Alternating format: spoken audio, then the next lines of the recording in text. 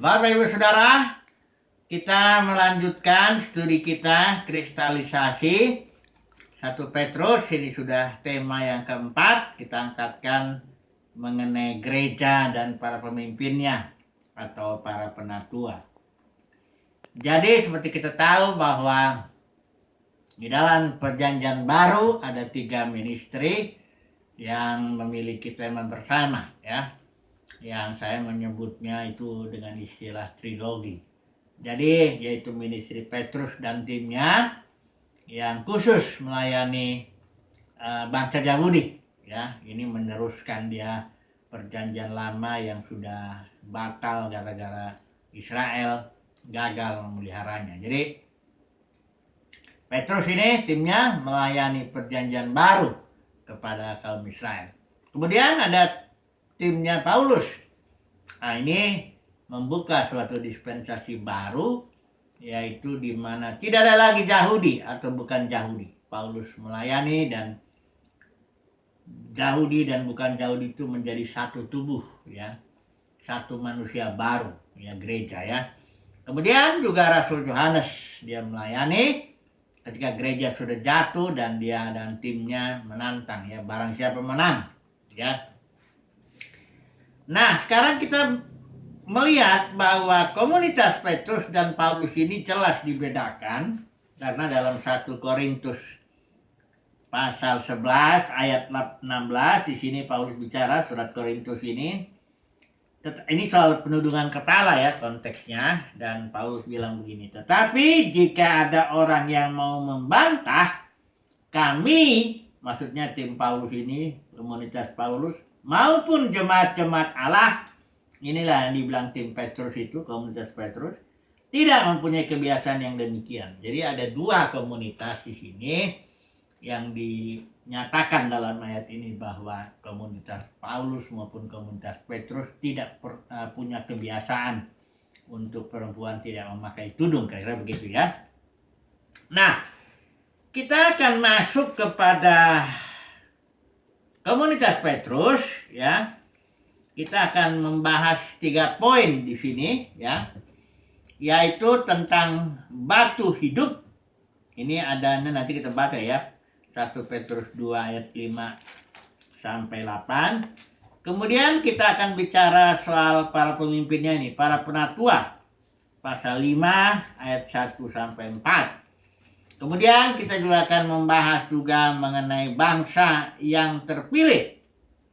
Ya, karena komunitas Petrus itu ditentukan oleh bangsa, ya, apakah dia Yahudi atau bukan Yahudi. Barangkali ada juga orang-orang yang takut akan Yahweh gitu, yang dari bangsa lain tapi sudah menjadi kayak proselyt begitu, ya. Jadi ngikutin agama Yahudi tadinya, ya. Dan juga memang Petrus melayani juga sih sebenarnya bangsa-bangsa lain, kayak dia membuka pintu, ya, kayak Cornelius dan sebagainya. Tapi pada intinya komunitas Petrus itu adalah bangsa Yahudi. Jadi kita akan membahas nanti ini bangsa yang terpilih, pasal 2 ayat 9 sampai 10. Mari kita mulai masuk yang pertama dulu, batu hidup. Ya, pasal 2 ayat 5 sampai 8 saya bacakan dulu, ya. Dan biarlah kamu juga dipergunakan sebagai batu hidup untuk pembangunan suatu rumah rohani, bagi suatu imamat kudus, untuk mempersembahkan persembahan rohani yang karena Yesus Kristus berkenan kepada Allah. Sebab ada tertulis dalam kitab suci, sesungguhnya aku meletakkan di Sion sebuah batu yang terpilih, sebuah batu penjuru yang mahal, dan siapa yang percaya kepadanya tidak akan dipermalukan. Karena itu ini sampai ayat berapa nih? 8. Karena itu bagi kamu yang percaya ia mahal. Tetapi bagi mereka yang tidak percaya, batu yang telah dibuang oleh tukang-tukang bangunan telah menjadi batu penjuru. Juga telah menjadi batu sentuhan dan suatu batu sandungan. Mereka tersandung padanya karena mereka tidak taat kepada firman Allah, dan untuk itu mereka juga telah disediakan. Ini berbicara, ya, batu yang terpilih ini berbicara tentang Yesus Kristus, ya. Sebuah batu penjuru yang mahal. Siapa yang percaya kepadanya, kepada Yesus itu, tidak akan dipermalukan. Masalahnya batu ini dibuang oleh tukang-tukang bangunan. Jadi Yesus pernah mengatakan bahwa dirinya ini dibuang. Tukang-tukang bangunan ini artinya itu Sanhedrin, ya. Bangsa Yahudi yang diwakili oleh Sanhedrin. Dia menolak Yesus, ya, dan membuangnya, ya. Tapi batu penjuru ini kemudian menjadi batu yang mahal, ya. Dan yang percaya tidak dipermalukan. Nah, sekarang kita mau bicara yang ini nih. Ayat 5 nih. Biarlah kamu juga dipergunakan sebagai batu hidup. Sudah tahu dalam ini dikatakan untuk pembangunan suatu rumah rohani. Di sini gereja atau komunitas Petrus secara khusus disimbolkan dengan rumah rohani, ya. Saudara tahu kalau rumah itu terdiri dari banyak batu, ya. Dan batu-batu itu bentuknya tidak sama, ya. Kalau nanti ada pertemuan itu tembok begini, ini batunya kan ada yang lebihnya harus dipotong sekian, ada yang dipotong sekian, dibentuk sekian dan sebagainya, ya. Di sini batu hidup bukan batu yang seragam, ya, saudara, dan ini anggota-anggota gereja itu adalah batu-batu tapi tidak sama dia bentuknya. Ya, dia prosesnya juga tidak sama. Ya, pendeknya tidak sama lah, ya, batu-batu itu. Nah, untuk menggambarkan cerita ini, coba dulu kita membandingkan lah, ya. Sedikit kita melihat pembangunan bait suci yang dilakukan di zaman Salomo itu, ya.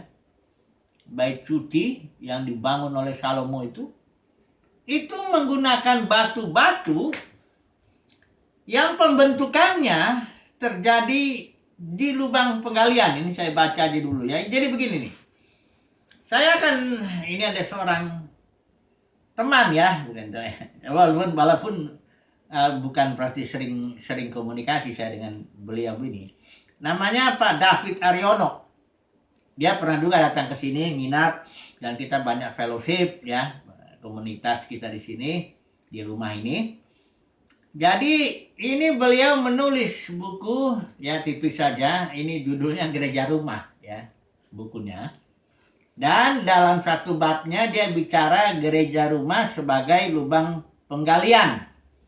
Ya, ini saya mau jelasin dulu, ya, dari buku ini, ya. Ini sedikit bagus, ya, poin-poinnya supaya kita nanti mendapat satu gambaran batu hidup itu yang seperti apa, ya.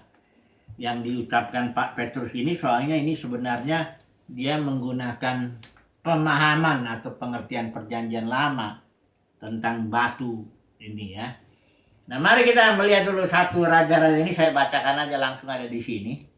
Satu Raja-Raja 6 ayat 7. Pada waktu rumah itu didirikan, ini di bab 4, ya, halaman 31 ini buku Pak David Aryono.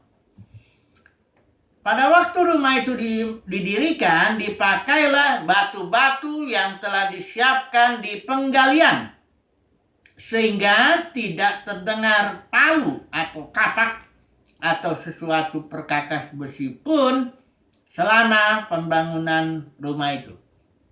Nah, ini istilah penggalian ini dalam bahasa Ibrani masau, ini artinya lubang yang digali.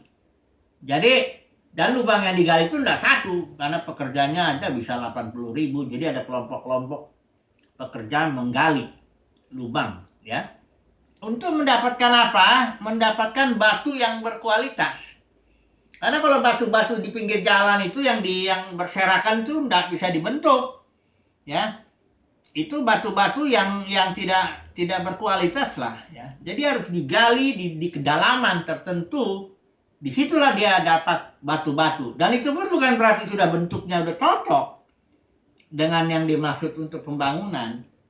Nah, disitulah di lubang penggalian itulah dibentuklah apa batu-batu itu dengan pahat dengan apa. Di situ memang ribut dia punya tak. Tapi ketika udah lengkap, ketika masuk pembangunan bait sucinya, itu tidak lagi kedengaran.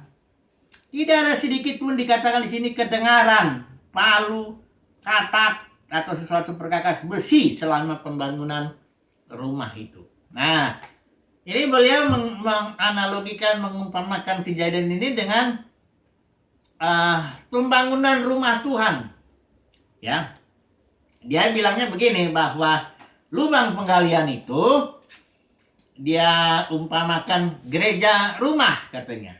Ya, karena memang judulnya gereja rumah ya. Jadi dia sedang menjelaskan apa itu gereja rumah dengan dia ngejelasin ini caranya membangun bait sucinya Salomo ini ya. Dia bilang ada beberapa poin di sini. Dibilang begini, gereja rumah di dalam gereja rumah ini nih lubang-lubang penggalian. Orang-orang dibentuk di dalam gereja rumah. Gereja rumah itu sebenarnya gereja yang di rumah itu ya, rumah tangga. Ya barangkali ada bisa juga 2-3 orang, 2-3 keluarga berkumpul. Yang jelas ya alamiah aja. Gereja rumah itu tidak ada gedungnya yang harus ini atau liturginya yang harus begini. Kadang-kadang kalau kami ya kumpul sambil makan, bicara ya, atau kami sekarang berlima ini karena COVID, ya udah kita berlima aja ibadah ya, baktian ya, secara alami aja ya, hidup sebagai keluarga lah ya. Jadi di sini sebenarnya sedang pembentukan di gereja rumah ini, di lubang penggalian itu ya, pembentukan itu. Ya kalau saya ya sudah memang 20 tahun, sejak tahun 2000 lah sudah tidak lagi ibadah atau berkumpul-kumpul di tempat keramaian lah katakan begitu ya, dengan alat musiknya sebagainya itu. Jadi di sini Pak David Aryono ini menjelaskan tentang lubang penggalian. Dia selalu mengidentikan lubang penggalian dengan gereja rumah. Ya, kalau saya saya setuju juga itu, tapi saya tambahkan pengertiannya lubang penggalian bukan hanya gereja rumah, tapi juga komunitas Patmos kalau saya bilang begitu, suatu komunitas yang ditolak memang oleh gereja-gereja gedung yang memang agak suka dengan keramaian, suka dengan yang ya gebiar-gebiar gimana ya, suka dengan keramaian lah ya, kumpul-kumpul apa rame-rame dan acara begini begitu sebagainya. Nanti saya lihat dulu, saya jelasin dulu nih. Ini menurut Pak David ini ya, saya jelasin dulu. Yang pertama, lubang penggalian biasanya dalam dan tersembunyi di bawah permukaan tanah. Jadi kenapa demikian? Karena batu-batu yang berkualitas itu biasanya tidak ada di permukaan dan kelihatan banyak orang begitu. Nah, dia bilang begini. Kebanyakan katanya orang-orang yang kekristenan yang terfokus pada acara gebiar, dibilang ini tidak akan pernah menghasilkan orang-orang Kristen yang radikal. Jadi orang-orang yang masih senang dengan keramaian dalam arti kumpul-kumpul, ya senanglah ya, ratusan, ribuan, bahkan puluhan ribu, senang gitu ya. Itu kan menghasilkan, itu bukan menurut ini ya saya sedikit banyak setuju juga. Tidak menghasilkan orang Kristen yang radikal. Ya itu hanya rame-rame kayak anak ayam gitu. Sudah tahu bedanya anak ayam dengan Raja Wali. Kalau anak ayam itu memang dia nalurinya emang senang kumpul. Dia merasa kuat kalau kumpul. Saya pernah lihat tuh kalau anak ayam tuh kumpul kasih lampu, sangat aktif ya. Tapi kalau dia dipisahkan sendiri, sudah ciut dia kelihatan ketakutan begitu ya kalau sendiri. Tapi sebaliknya Raja Wali, saya juga pernah nonton langsung tuh pertunjukan Raja Wali. Raja Wali itu kandangnya enggak bahkan enggak 2, 1 kandang, 1 Raja Walinya. Saya melihat Raja Walinya diikat itu besar sekali, lebih dari ayam dago yang paling besar itu. Saya lihat matanya pun tajam sekali ya. 1 kandang 1 Raja Walinya, karena Raja Wali tidak suka kumpul-kumpul kayak anak ayam begitu. Kalau Raja Wali terbang dia sendiri-sendiri juga ya. Dan dia senang dengan badai, karena dengan badai dia bisa atur sayapnya sehingga dia makin tinggi gitu. Nah ini dikatakan lubang penggalian biasanya dalam dan tersembunyi. Jadi orang-orang Kristen yang berkualitas itu biasanya justru tersembunyi dia. Nggak kelihatan di permukaan kayak batu-batu yang nggak senang kumpul-kumpul rame-rame begitu, enggak. Dia justru diam-diam aja di dalam, atau dia sedang dibentuk Tuhan, sedang dipahat dia, sedang diproses ya. Ini satu ya. Yang kedua, lubang penggalian lokasinya jauh dari kediaman manusia. Ini di Ayub 28 ayat 4 ya. Dikatakan di sini ya. Jauh dari ini, di sini Pak David ini mengumpamakan gereja seperti gereja rumah. Ini bukan habitat yang sesuai dengan orang-orang yang haus akan pujian, sorak-sorai dan decak kagum dari manusia. Jadi kalau para ini menurut dia ya, para pengkhotbah ini yang memang yang ingin ya akan pujian manusia, ingin keramaian, ingin sorak-sorai dan sebagainya, ini nggak cocok masuk gereja rumah itu, nggak cocok. Karena di lubang penggalian yang dimana dibentuk itu jauh dari keramaian manusia, sepi sendiri. Ya kayak Rasul Yohanes di Pulau Patmos, sepi dia. Tapi di situ dia mendapat pewahyuan yang dahsyat ya. Pewahyuan yang dahsyat. Kitab Wahyu dan semua suratnya, saya yakin Injilnya juga di situ dibikin. Ketiga, lubang penggalian tidak terlalu menarik, bahkan cenderung dilupakan orang ya. Emang ya kehidupan yang kayak gini jauh dari sorak-sorai, jauh dari keramaian, jauh dari decak kagum orang. Ya nggak suka banyak orang ya, tidak terlalu menarik lah ya. Kemudian di sini juga lubang penggalian biasanya sempit dan gelap dengan jumlah yang cukup banyak dalam lokasi pegunungan ya, seperti saya jelaskan tadi. Tapi yang kelima nih, lubang penggalian terlindung dari binatang buas ya, karena binatang buas pun ternyata nggak suka masuk ke dalam lubang penggalian itu ya. Jadi dibilang di sini nih, iblis juga lebih tertarik dengan gereja-gereja besar ya, gedung-gedung besar itu untuk menghancurkan kepemimpinannya atau menimbulkan perpecahan dalam jemaat. Lebih suka ya, lebih gampang ini ya. Kalau karena dia besar kelihatan ya itu lebih mudah untuk dihajar. Untuk ini makanya ya nggak heran juga lah dalam bidang kekristenan kan banyak kasus-kasus yang terjadi seperti itu ya.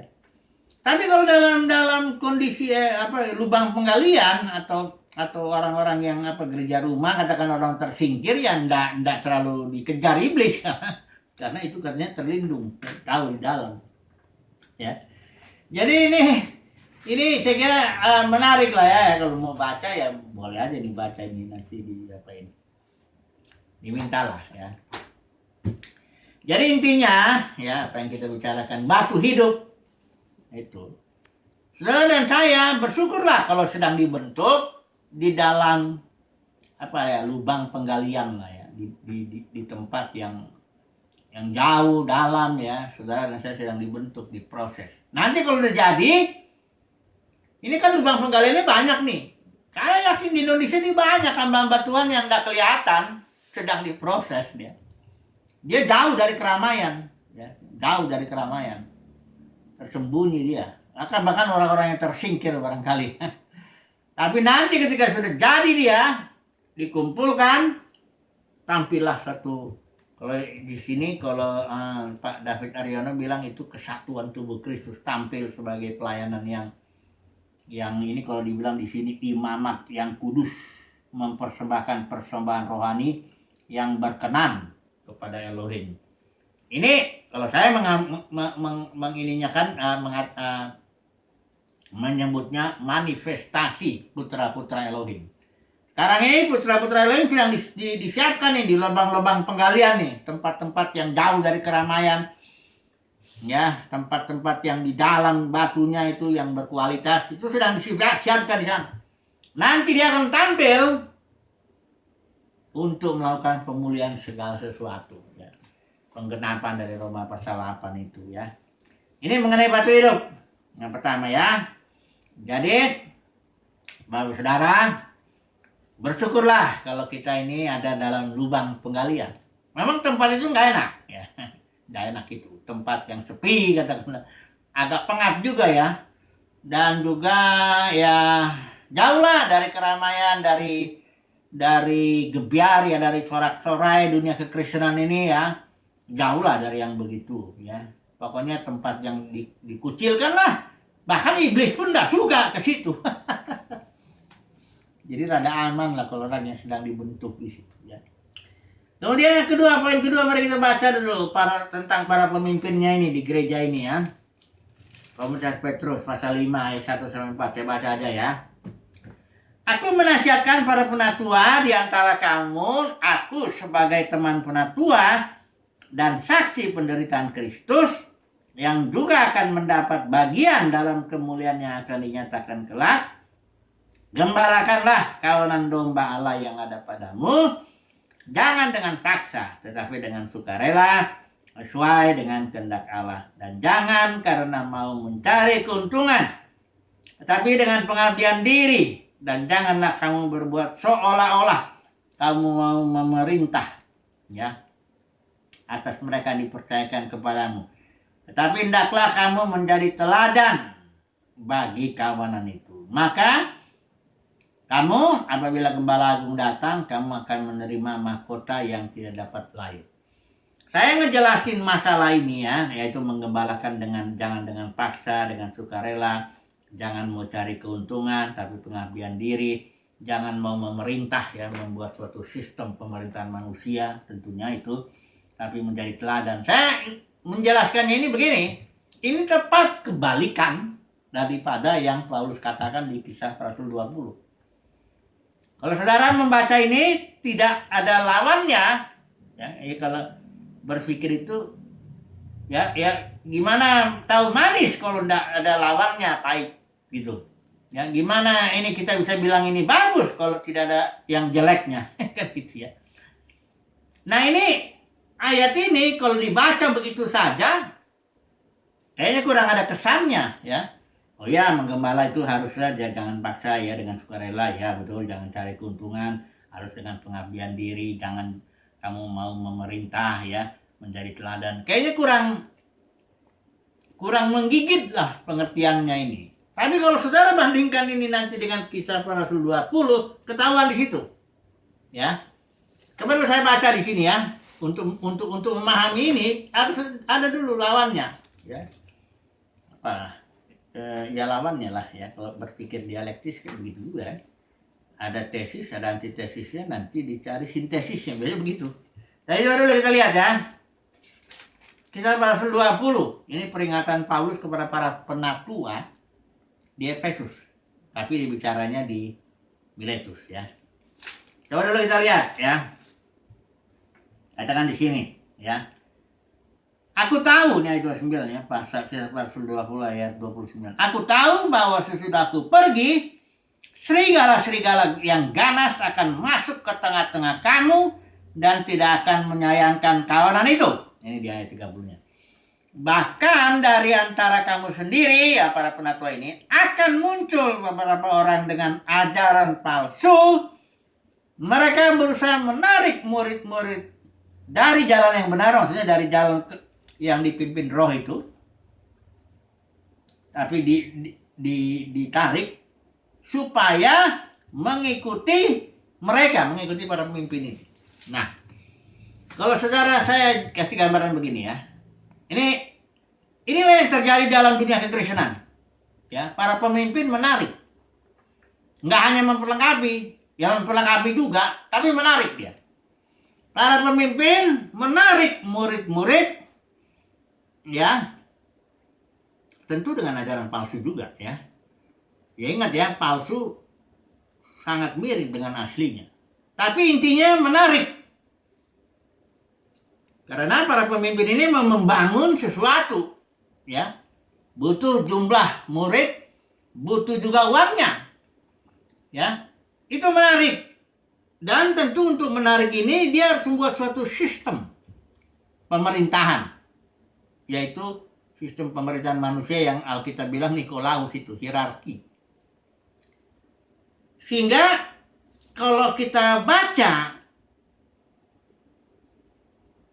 pasal 5 ini, udah nggak lagi sesuai. Ya, nggak lagi, udah nggak sesuai istilahnya dengan paksa, dengan sukarela, tidak cari keuntungan, dengan pengabdian diri, tidak memerintah, ya, jadi teladan. Udah nggak cocok lagi dengan dalam konteks para pemimpin narik murid. Terus coba bayangkanlah itu, ya. Kalau yang di sini Petrus ini dalam bentuk gereja, emang organisme, ya. Di sini Petrus tidak tarik uang perpuluhannya. Dia khotbah 3.000 orang bertobat, dia tidak tarik apa-apa. Setelah dia khotbah dapat 3.000 bertobat, nggak lama kemudian ada orang miskin minta uang. Petrus ngomong, emas dan perak aku nggak punya. Ya, ini Petrus bukan bohong, memang benar dia nggak punya, ya, karena dia nggak menarik uang yang terkumpul itu dibagi-bagikan kepada orang-orang miskin, janda-janda dan sebagainya. Saudara lihat aja bedanya itu. Di sini Petrus hanya memperlengkapi, ya. Dia menggembala tidak dengan paksa, dengan sukarela, nggak cari keuntungan, pengabdian diri, ya. Tidak memerintah, tapi hanya jadi teladan. Ini cocok ya dengan itu bandingkan di sini, narik murid, narik uangnya juga, bangun kerajaan sendiri. Sudah lihat bedanya deh. Bagi saya ini sangat jelas sekali bedanya. Itu seperti langit dan bumi. Kenapa saya bisa itu? Ya saya ngalamin juga sih ya, cara bedanya narik murid dengan memperlengkapi itu. Bedanya itu sangat luar biasa lah, ya. Jadi kalimat-kalimat dalam nasihat-nasihat Paulus ini nggak cocok diterapkan dalam dunia kekristenan yang sudah penuh dengan menarik murid ini, mencari keuntungan juga, ya. Begitu loh, ya. Jadi semoga yang mengertilah ini, ya. Jadi kalimat ini misalnya, gembalakanlah jangan dengan paksa, dengan sukarela, jangan mau cari keuntungan, dengan pengabdian diri, ini udah nggak cocok nih. Jangan mau memerintah, ya. Harus jadi teladan, ya. Udah nggak cocok. Ya. Di sini gembala, di sini manajer kok. Ya dia kan tentu melakukan sesuatu ya dengan istilahnya kalau mau ikut saya ya ikutlah, harus ikut aturan ini dan sebagainya. Kan itu kan pemaksaan juga. Bahkan bisa dipecat kalau macam-macam dan sebagainya. Ya nggak cocok lah, udah nggak cocok. Spiritnya udah beda. Spiritnya Petrus ini spiritnya Kristus. Kalau spiritnya di sini, ini udah mencari keuntungan ini karena emang serigala ganas kok yang bekerja, bagaimana ya. Oke lah ya, semoga yang mengerti ya mengertilah ya. Mengenai bangsa yang terpilih, kita cepat saja ini bahwa orang Israel di padang gurun itu juga disebut eklesia. Kisah para Rasul 7 ayat 38 itu dikatakan, Stefanus bilang itu jemaah itu eklesia, gereja.